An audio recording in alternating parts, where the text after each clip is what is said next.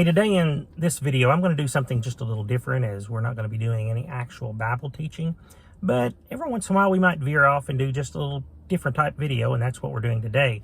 This is actually a movie review, but we're still staying in the Bible lane. As you can tell by the title of this video, before it's over, I want to answer the question, about the new movie that just came out Friday, and that is the best Christmas pageant ever.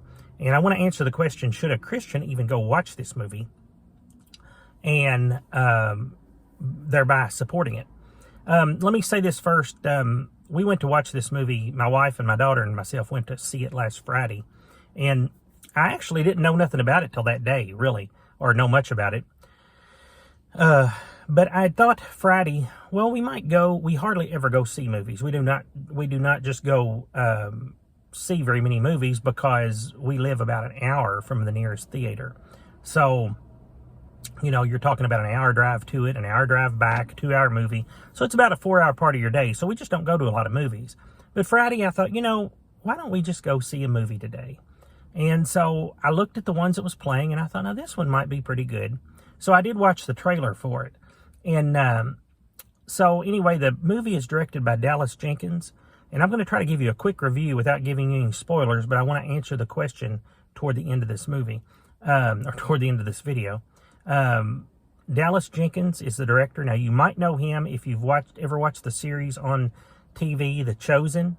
Okay, it's directed by Dallas Jenkins, the same man that directed this movie.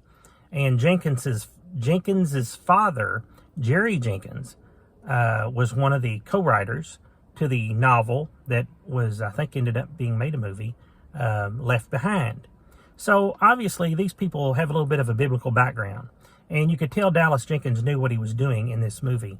It was actually based on a novel, I think, that was written like in 1972.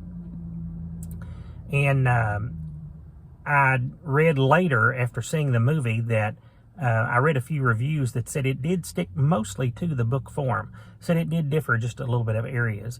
But I want to briefly just name over a couple of the stars in it.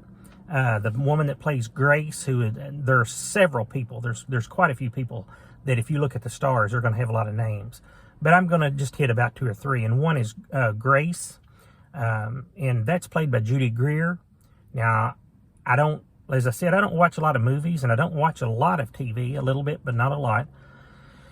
But I did recognize Judy Greer when she come on the screen, as I remembered her. She was the sister to Claire in Jurassic World. And so she just had a little brief snippet in that movie, but I recognized her immediately. And so she plays Grace, the mother. And then one of the little girls, there's several children in the movie. There's probably, I don't know, probably, I guess you'd put them in starring roles, about maybe 8 or 9, I guess. And one of them, the little girl, the movie is actually told through her eyes. So she's actually telling the movie, but she's telling it in older form, thinking back to when she was a girl and this happened. Now, the little girl, she does a real good job of playing it, but the older version, which she comes in at the very end, the older version is, and I wrote some of these names down just so I don't get them wrong, Lauren Graham. So you might know her if you've ever watched the series The Golden Girls. So she plays the older version of the younger little girl that is telling the story, so to speak. And so Lauren makes her physical entrance at toward the very end of the movie.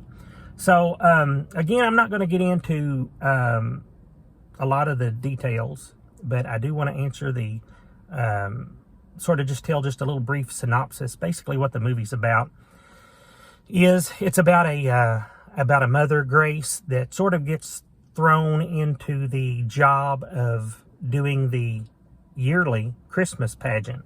And I might call it a play, but in the movie it's called a pageant, you know, but it's sort of, I guess, what we would call a Christmas play, Christmas program.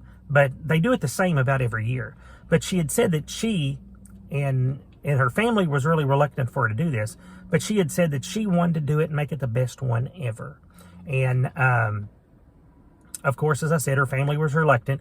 Well, then, to make matters worse, there's a little family of siblings, and Their parents are never shown, and it's sort of implied, they basically didn't have any parents. Maybe they'd been abandoned. I don't really know. But they're sort of the little town rebels, and you'll know when you see them. I sort of thought of it like this. If you've ever seen a Wild West movie, or maybe, you've got the, you got the Cartwrights on one side of the street, and up comes walking the Dalton gang, down the other side. The mean guys, looks like they've got them outnumbered. Well, that's about the way they're called the herdmans. So that's the name of the little rebel children, the herdmans.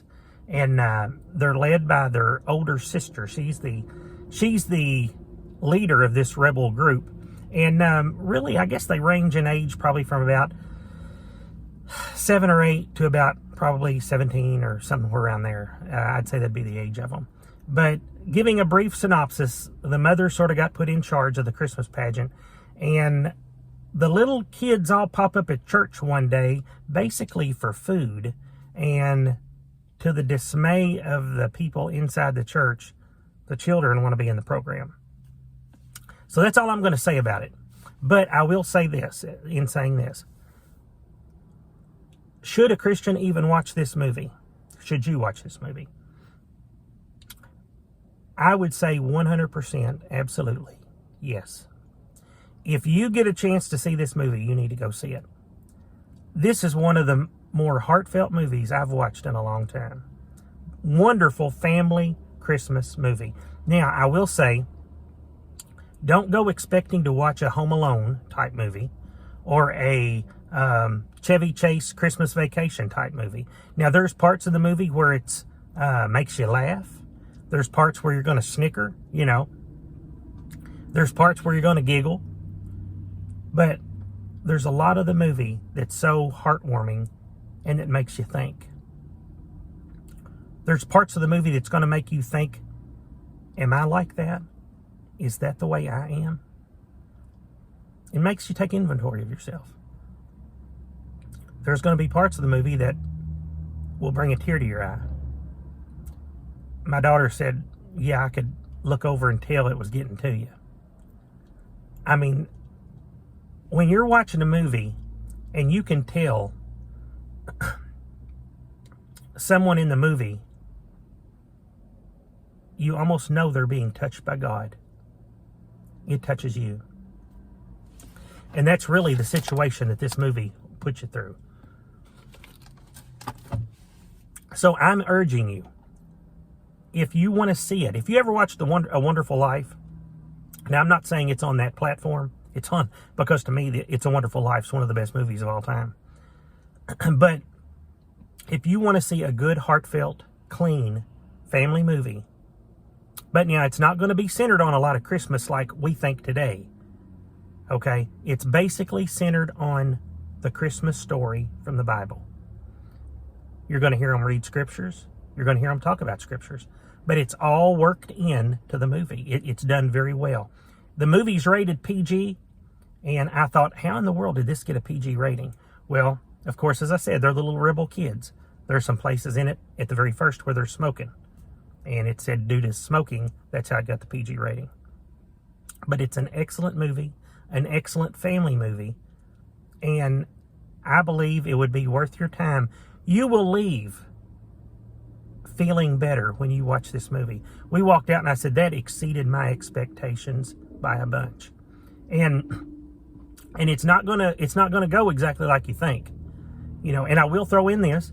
If you're a country music fan and like Blake Shelton, stick around for the credits, because as the credits go, they end up going to a song, Go Tell It on the Mountain by Blake Shelton. He does a wonderful job with that song. I said, that's one of the better versions I've ever heard, like where just a regular, average everyday country or, pop star sings a song, Christian song or a Christmas song. He did a wonderful, wonderful job.